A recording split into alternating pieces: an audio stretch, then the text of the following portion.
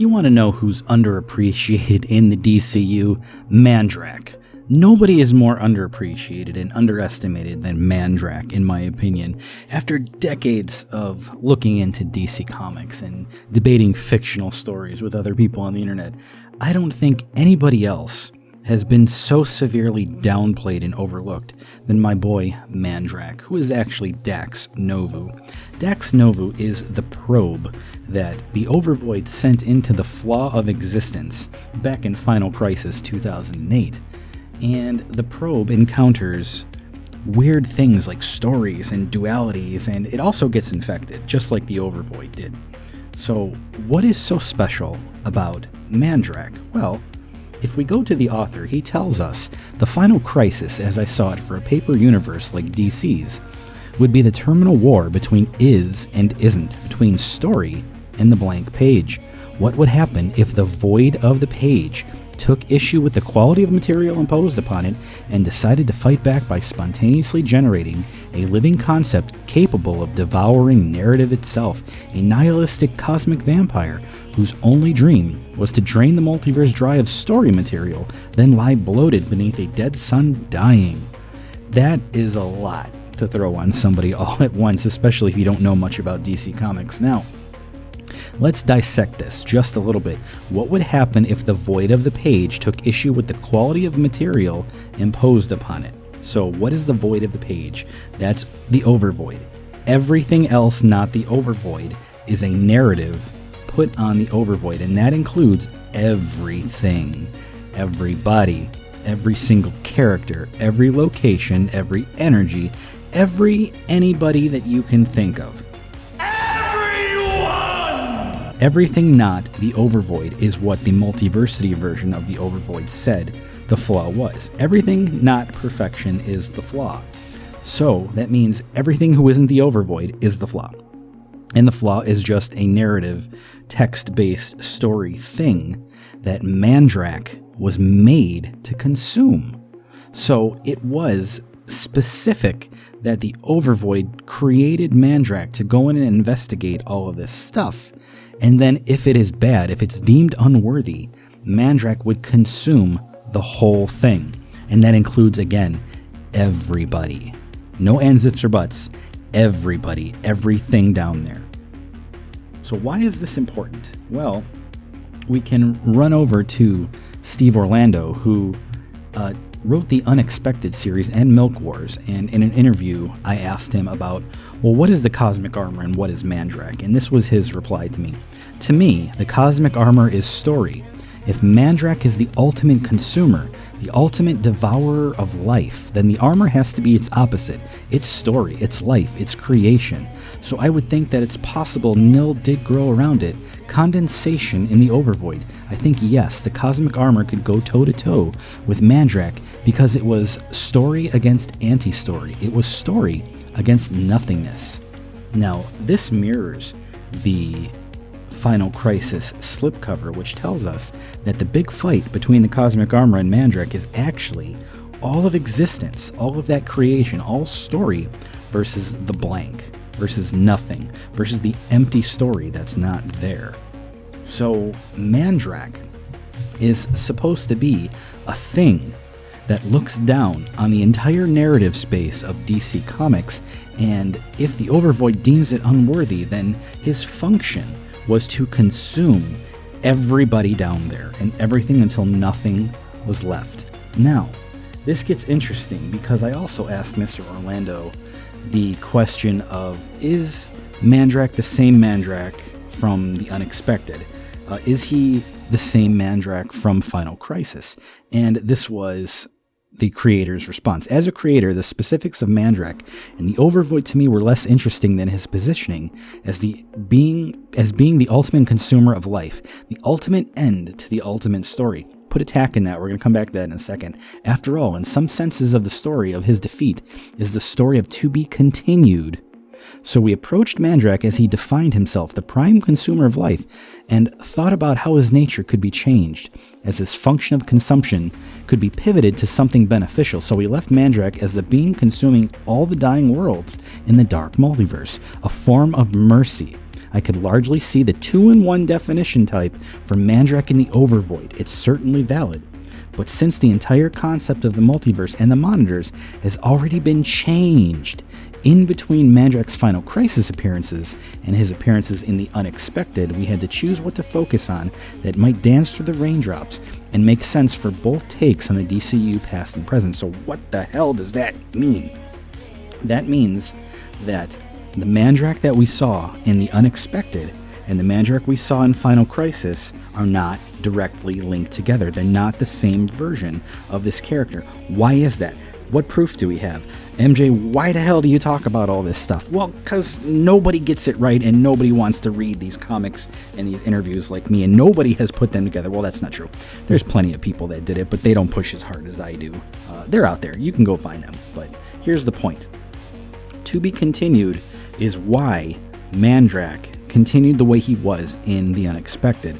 So the author is telling you that Mandrakk was this in Final Crisis, but over here in The Unexpected, he's a little bit different. He's a different canon. He's a different version of this character. But why? Why was he different? Well, he tells you, after all, in some senses, the story of his defeat in Final Crisis is the story of To Be Continued. What does that mean? To Be Continued is what the Cosmic Armor wrote on the tombstone of all story.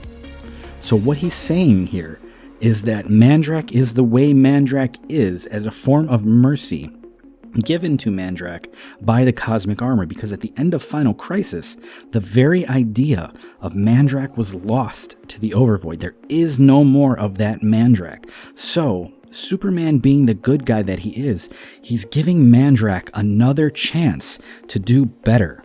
He's letting the idea of Mandrakk continue to exist in a different way. The original was lost. It can no longer come back. You can't change that original Mandrakk. He is gone forever, no matter what you do. That version of Mandrakk is ultimately always going to be corrupted and evil. The other Mandrakk that appeared in The Unexpected is the way he is because, after all, in some senses, the story of his defeat is the story of To Be Continued. So the Cosmic Armor wrote the tombstone To Be Continued, allowing story to continue as a form of mercy for the character. So we left Mandrakk as the being consuming all the dying worlds in the dark multiverse, a form of mercy. Okay, so in reality, it's actually the Cosmic Armor Superman who wrote the story of To Be Continued on the tombstone of all story personified. So one of these emanations of the concept of story that would be To Be Continued was that Mandrakk was given the opportunity to do better, to become something better. So his idea wasn't totally lost, but that he had the opportunity to become something more beneficial, just as this author has said in this interview. He was allowing Mandrakk's idea to come back and be revised on its own to see where it goes.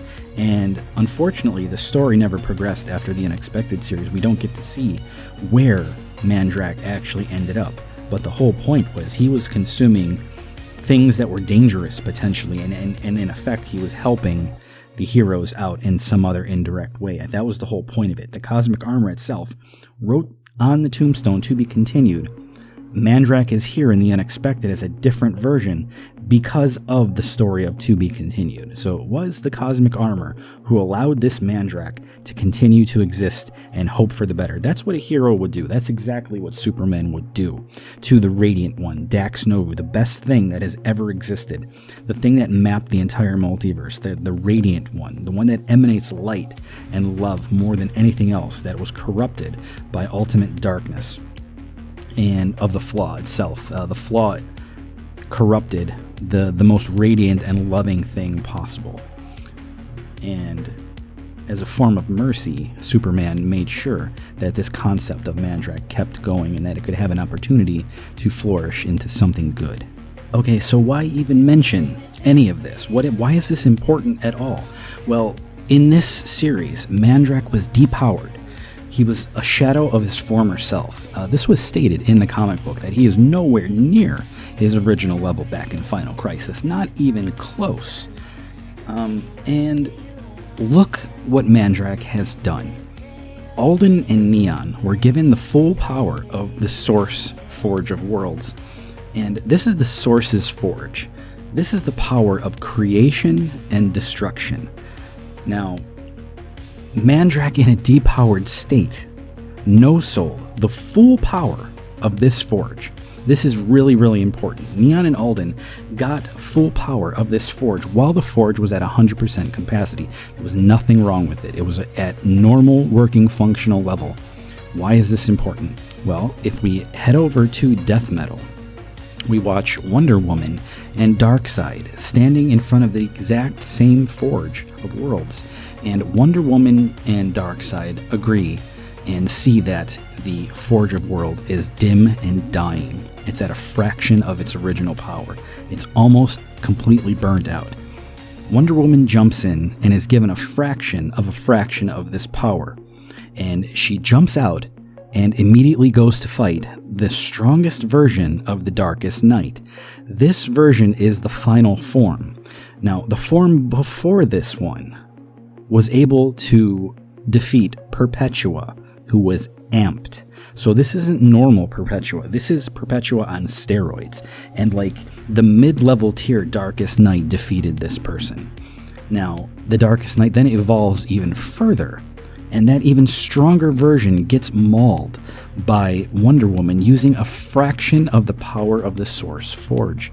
So a fraction of this Forge's power is enough to completely obliterate the Darkest Night. But the full power of this entire Forge was nowhere near enough to even make a dent in a depowered Mandrakk. Okay, so think about that for a second. Scalers and debaters who insist that the scaling of Perpetua is far beyond Mandrakk. Okay, well, I'm gonna have to throw the comics right at you, because at no point in any of these comics did any of that actually happen. It doesn't insist anything like that. So, Mandrakk, in a depowered state, no-sells the power of creation and destruction of the Forge of Worlds. So you want to scale Mandrakk to Perpetua, or Perpetua beyond Mandrakk. Well, you can't, because the whole aim of Perpetua was to not catch the attention of the Source, or the judges of the Source, or the hands, or anybody else for that matter. In fact, we have issue upon issue upon issue, and series upon issues, and more stacked on each other, where the entire core of Perpetua's being is that she's trying to hide from the Source.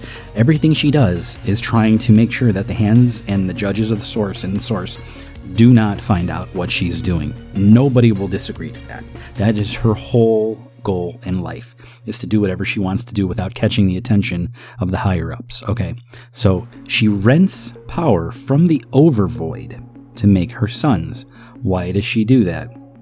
The whole point of Perpetua renting energy from the Overvoid is to make sure that the Source is not looking in on what's happening, that the Source doesn't understand or care or see what she's doing. Essentially, she goes to Big Daddy Grandpa Overvoid and steals some cash and comes back and hopes to God that her father, the Source, doesn't notice. So the energies don't come from the Source, they come from the Overvoid. Why? Well, of course, she's trying to hide from the Source. She's trying to hide from the judges. She's trying to hide from the hands. That's the whole point. Now, why is this important? Well, Mandrakk is confirmed as the corruption of the entire Overvoid. And according to one of these authors, Mandrakk, in that other form, is the Overvoid projecting itself as a manifested character in the story. That's what Mandrakk is. That's why Mandrakk can no-sell the full power of creation and destruction. And then when a fraction of that power completely obliterated the Darkest Night in his most powerful form, Mandrakk in his depowered form was able to no-sell that. Why? Because he is the Overvoid manifesting itself into the story. He is the Cosmic Armor's to-be-continued version of Mandrakk. And that version of Mandrakk is like the Overvoid projecting itself into the DCU. That's the whole point. You can't beat this. You're never going to beat this. Nothing is stronger than the Overvoid. Nothing. It's the top of the top. And if you don't believe me, here's an interview with Grant saying that the Overvoid, or that Mandrakk and the Overvoid are the top of the top. It doesn't go past that. There is nothing past the absolute void. That's the whole point of the absolute void. So Perpetua rents energy from the Overvoid to make sure the source doesn't see it, but she's renting energy from the thing that Mandrakk is the corruption of. She's leeching into a higher tier above even the source to make sure that whatever she wants to do is being hidden from view. So Mandrakk, the corruption of the Overvoid, and the Overvoid itself manifesting itself into the story that we see, and Perpetua is leeching energy from something far, far more powerful than the source itself. So tell me, how do you scale Perpetua beyond Mandrakk in this case? You don't, because the comics don't support it. Scaling doesn't support it. All you have to do is read it, and it's just that simple. Now, if that's not enough for you, the comic calls Mandrakk the ultimate enemy. This is in Final Crisis, and also in Final Crisis, the omniscient Book of Limbo, which has all the answers. It is like the guide itself. And it tells you that Mandrakk is the actual god. Why does it say that? Well, because even the book understands that Mandrakk is the corrupted side of the Overvoid cast out of itself. And that Mandrakk is the manifestation of the Overvoid playing through this ultimate story. And this is kind of alluded to in this interview here with Grant, saying that the Overvoid plays through its own ultimate story and spares Nyx Wotan as like its go-to guy from then on. So it's all there. All of this stuff is there. Now, I find this funny because a lot of people say that the Great Darkness has somehow corrupted Mandrakk, and that makes the Great Darkness stronger than Mandrakk. Well, look at what the comic book says right here. It says that the Great Darkness worked itself through the ultimate enemy to corrupt everybody else. It used Mandrakk as a tool and spoke to Mandrakk and corrupted Mandrakk, who is now considered in this comic too to be the ultimate enemy. The ultimate enemy is not the Great Darkness. The Great Darkness used the ultimate enemy for its own gains, and that corruption value, the logic here is like you can go up to the best fighter in the whole world, the best MMAer, and you can troll the hell out of him. You can emotionally wreck this person. That doesn't mean that he's going to lose in a fight to you. He's going to cripple you no matter what. In fact, he might even cripple you even more when he finds out that you've been manipulating him the entire time. That's the logic here. So the Great Darkness has nothing to do with this, because in Final Crisis we hear that the flaw of existence is what infected Mandrakk and the Overvoid. But in Dark Crisis it tells us that it was the Great Darkness that did this. Well, that's not at all true. You can't link them together, because if that's the case, then the Great Darkness is the flaw. If you're going to say that the Great Darkness is what infected Mandrakk, but then Final Crisis tells you that it's the flaw that infected Mandrakk, well, which one are you going to listen to? If you're saying that these are the same canons, and that means the Great Darkness is the flaw itself. And if the flaw itself is what infected Mandrakk, well, he was specifically made to consume and delete all of that with no effort whatsoever. So that puts the Great Darkness way below Mandrakk in power. And everything should be below Mandrakk in power. That's why this character should never, ever, ever be used again in DC Comics. He is too powerful. There is such a thing as way too much power. There should never be a manifested version of the Overvoid doing anything like that. That completely breaks the whole story. And it's funny to me because, again, Mandrakk is just so far out there. Look at this. In his starving and depowered state, where he's basically chained to the wall by Barbados and has no power left, he's still more powerful than the Spectre. He's still more powerful than the Fatalist, who is the equal of the Spectre. It's kind of crazy when you look at it. Now, the Final Crisis version of Mandrakk has nothing to do with the JLA 2018 from Scott Snyder. It has nothing to do with that. And if you don't believe me, Here's a clip of Scott Snyder saying that his entire series is a bold new rewrite. Metal Man and Red Tornado, that one is like definitely neck and neck crazy with this one. But with 6, I mean, the things that happen at the end are pretty bold, you know, and definitely rewrite a lot of sort of mythology of the DCU and explore new territory. So that's why we wanted to create a new area of the multiverse, the dark multiverse, new characters, the Dark Knights, the evil Batman. This is a brand new version of everything. And this doesn't work very well on the scaling issue, because Mandrakk, being below Perpetua just because Perpetua was whispering to him. Now think about that. You've whispered to somebody and you've ended up making them listen to you. That means for some reason that you are more powerful than them? Well, let's see if that's actually the case in this series. So when Perpetua was fighting the Darkest Knight, now this is mid-level Darkest Knight. This is not his ultimate form yet. And this is amped Perpetua. She's more powerful than she's ever been. She's just fed on crisis energy that was looping in the dark multiverse for eons and eons, apparently. And she's super duper powerful at this point. So, during her fight with the Darkest Knight, she and the Darkest Knight both admit that they are losing energy.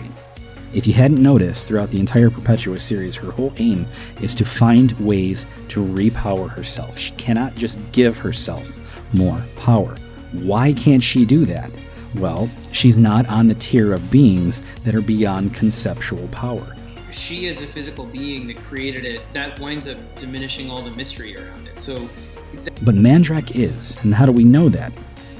Because back in Final Crisis, Mandrakk and the Cosmic Armor are fighting in nil, and they just keep giving themselves more and more power. It doesn't matter what is happening. They don't run out of energy. They just get more. They just say they get more, and they get more. And that battle of infinite transcendence was going on for eons and eons. Time doesn't even apply to any of this. Now, when they first started, we don't know where Mandrakk actually is, and it's my theory that he was way more powerful than the Cosmic Armor at this point. If he wanted to, he could have blinked the Cosmic Armor right out, but I think he wanted to play with his food, and that's just my theory. But baseline, they started out as the totality of the entire multiverse and everything within it. The flaw of existence, again, is everything that is not the overvoid.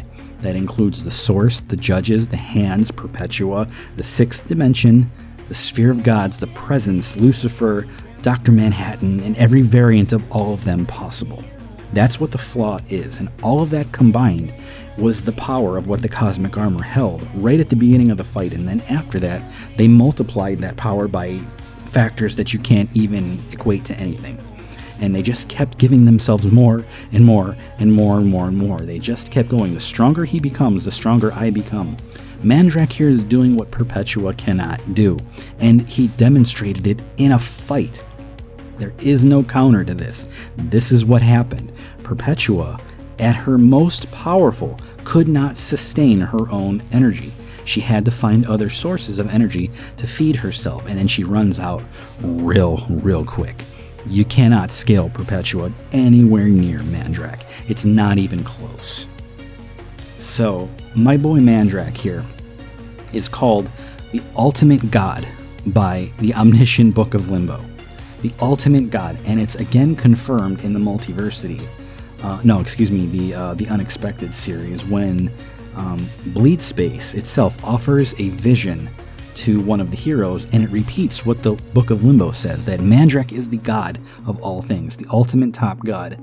Now, I find this extra funny because the Flash TV show writers seem to agree with this, that everything past the Source wall is owned by none other than Mandrakk, and a little bit of his bleed is enough to give you total dominion over everything past the Source wall. Drink of the bleed, Mandrakk. Hit within the cube, feel its power break through the Source wall. For when you break through that wall, all those worlds that await will be yours. This universe is far bigger than any of us could have dared imagine. Any series with Mandrakk being referenced has said the exact same thing. He is the ultimate enemy. He is the ultimate of ultimates. He's the guy made by the Overvoid to consume everything not the Overvoid. This is stated, so it's a wonder and baffling to me. Why is Mandrakk so undervalued? Like, you'll see videos and other content creators saying the Great Darkness is beyond Mandrakk. And in DC Comics, we have learned that the Great Darkness in the Dark Crisis series wasn't real. It wasn't actually there. It came from Pariah, and this Great Darkness was not the same Great Darkness that Swamp Thing had met years and years before in other comic book series. That version of the Great Darkness was explicitly defined as the concept of evil, and it was also referenced as the very first multiverse. This Great Darkness is not this Great Darkness. So to say that this Great Darkness that came from Pariah is somehow above the Overvoid and Mandrakk, the ultimate enemy, the comic book tells you that Mandrakk is the ultimate enemy and that it was like the best target possible for the Great Darkness to try to corrupt. This is hilarious to me because the Great Darkness apparently corrupted Mandrakk before anything else. That doesn't make any sense. There were a lot of other things around before Mandrakk. In fact, Mar, Novu, and Mobius, the Anti-Monitor, were supposed to be there before Mandrakk was. Mandrakk didn't come until after. The Overvoid didn't send Mandrakk in until the Overvoid looked at Mar Novu and the Anti-Monitor. That's what the Multiversity said. So, in this comic, how is it that it tells you that the Anti-Monitor was corrupted by the Great Darkness, but Mandrakk was the first one to be corrupted by the Great Darkness? It's not bad writing. You just find out at the end of the comic book that Mandrakk is, and all of this other stuff about the Great Darkness is not actually true. It came from the ramblings of a crazy guy named Pariah, who was rewriting cosmology whatever way he wanted to, and we found out that the Great Darkness wasn't even real. It was coming from his warped, crazy mind. It literally bled out of his head and snowballed from there. So that entire cosmology that was explained in the Dark Crisis series is completely invalid. It doesn't even make sense with itself. How can Mandrakk be the first one corrupted, but so was the Anti-Monitor? The Anti-Monitor came before Mandrakk. Now, you see the problem there, right? Even if you believe Mandrakk is one of the splits of Mar Novu, he would have to come after Mar Novu and Mobius, right? Well, you see the problem. This cosmology is not an accurate retelling of the actual events. It came from a crazy guy, Pariah, telling you all of this stuff. So no matter where you look, in Final Crisis, Mandrakk was the ultimate enemy, the ultimate threat to existence. There was nobody worse than this, and it tells you in the comic that he was the corrupted side of the Overvoid. He was the corrupted side of Monitor, and on the same page, it tells you what the word Monitor means. It's the Monitor Mind Overvoid. So, where is the scaling of Perpetua above all that? Perpetua is not even close to an aspect of the Overvoid. Neither is the Source. Neither are the Judges, neither are the Hands. None of them are anywhere near this level, and they never will be. Nothing can be. Nothing can beat the projected manifestation of the Overvoid itself trying to play a part in this entire story of the DCU. Then we jump to the unexpected. Well, Mandrakk there is no-selling the Forge of Worlds, which a fraction of that power destroyed Perpetua. And Mandrakk did this while he was depowered and nowhere near his Final Crisis self. Worse off, we come to the Dark Crisis series, and it tells you once more, repeating what Final Crisis said, that Mandrakk is the ultimate enemy. The ultimate. He's the number one guy. It doesn't say the Great Darkness was the number one guy. It just says the Great Darkness tried to corrupt the number one guy, which is what everything that would want to corrupt would actually target. He's always been the number one target. It makes a lot of sense that corruption itself, if it was sentient, would go after Mandrakk because he is the ultimate destroyer. He's the guy that the Overvoid made to consume everything that is not the Overvoid.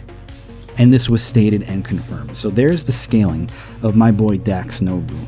And it's just crazy. The more I think about it, the more I talk about these things. Like, I could rant about this for hours and hours and hours. This is only a 30-minute video.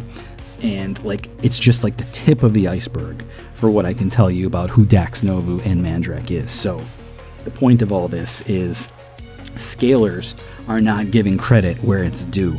This guy is the ultimate. He is way stronger than the Cosmic Armor Superman. He is way stronger than the Source and the Judges and the Hands and Perpetua and Dr. Manhattan and the Darkest Night. Combine all of them, and his actual job function was to consume and delete all of them if the Overvoid itself said so. So thank you so much for watching. If you have any questions, please let me know.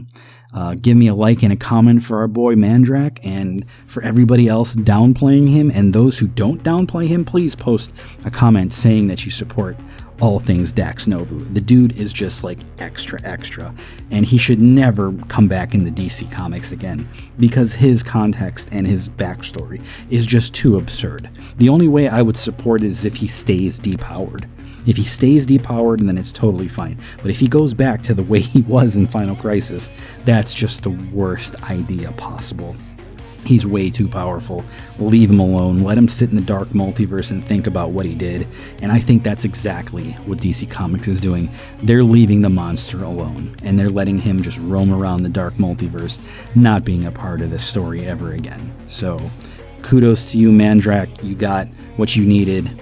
You're out there, you still exist, and you get to eat whatever you want. And hopefully all the other heroes and villains will leave you alone.